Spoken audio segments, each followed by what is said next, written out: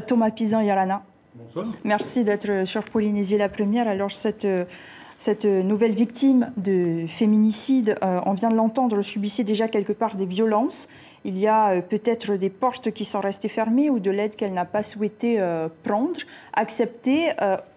Comment est-ce qu'on peut venir soutenir ces femmes qui restent visiblement victimes de violences? Alors peut-être quelques éléments de contexte très rapidement. Malheureusement, la Polynésie connaît un taux de violence conjugale, je dis bien violence conjugale et pas de féminicide, très élevé, 3 fois plus élevé que la métropole et notamment au même niveau que la Nouvelle-Calédonie. Donc il y a un vrai travail mis en place par tous, parce que seule la justice ne pourra pas tout faire et c'est un vrai travail en partenariat, police, gendarmerie, associations, justice et bien d'autres, et notamment l'association Lapage.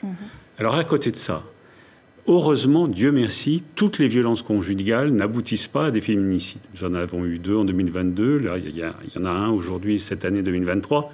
Que les choses soient bien claires. 1 ou 2 ou 3, c'est bien sûr trop et ce n'est pas admissible. Mais je crois que malheureusement, même s'il y a beaucoup de dispositifs mis en place, il y a des services spécialisés, la gendarmerie, il y a des associations spécialisées, il y a la dame qu'on a vue qui est très, très en soutien.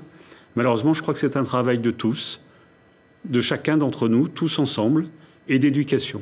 Car rien n'est inéluctable, mais je crois qu'il y a un vrai travail d'éducation et de parole. Alors les victimes parlent, leurs paroles sont très prises en compte, entendues. Il y a aussi des groupes de parole pour les auteurs. Et je crois qu'il y a un travail collectif à mener. Mais sur un plan administratif et judiciaire, il y a aussi des défaillances dans le système, dans le recueil de la parole des victimes. Plutôt dans un reportage réalisé en juin dernier, on mettait en exergue la procédure fastidieuse auquel les femmes victimes faisaient face. Est-ce qu'il n'y a pas là aussi un réel travail à mener ? Alors, ce qui est sûr, c'est qu'il y a toujours des marges de progression. Mais quand on sait d'où on vient depuis quelques années et où on est aujourd'hui, il y a eu un énorme travail de recueil et d'écoute des victimes. Bien sûr qu'il peut arriver, comme on dit dans le système militaire, des trous dans la raquette et que parfois il y a des victimes qui ne sont pas prises en compte parce qu'il y a eu peut-être quelques erreurs.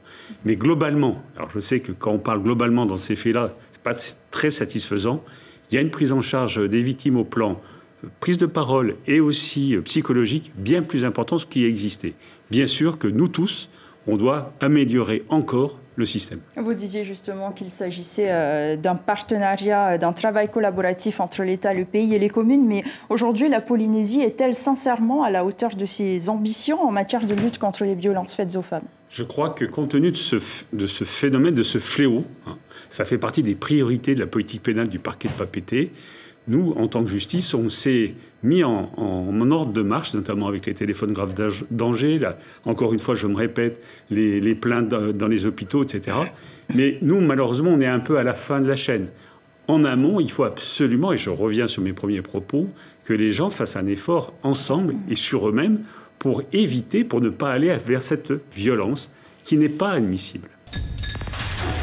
L'information en continu sur Polynésie la première, Internet et réseaux sociaux.